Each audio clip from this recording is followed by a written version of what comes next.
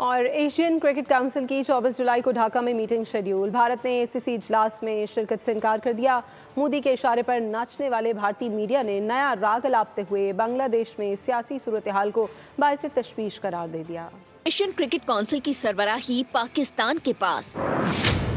भारत के सीने पर सांप लौट गया। ये अजियत क्या कम थी कि एसीसी की मीटिंग बांग्लादेश में शेड्यूल कर दी गई। अजली दुश्मन की दुम पर जैसे पाकिस्तान का पांव आ गया। अपनी प्रॉक्सी हसीना वाजिद की हुकूमत के खात्मे का जख्म चाटता भारत इस फैसले पर तो जैसे होश खो बैठा। बीसीसीआई ने अपने पालतू मुल्की मीडिया को इशारा किया, जिसने डुगडुगी पर नया राग अलापना शुरू कर दिया। मौक़िफ़ इख्तियार किया कि मीटिंग बांग्लादेश से शिफ्ट ना की गई तो भारत इजलास में शिरकत नहीं करेगा। भारतीय नाज नखरों को ठोकर मारते हुए एसीसी के सरबराह मोहसिन नकवी ने इजलास के बांग्लादेश में इनेकाद का फैसला किया। सब्सक्राइब करें और बेल दबाएं ताकि कोई खबर रह न जाए।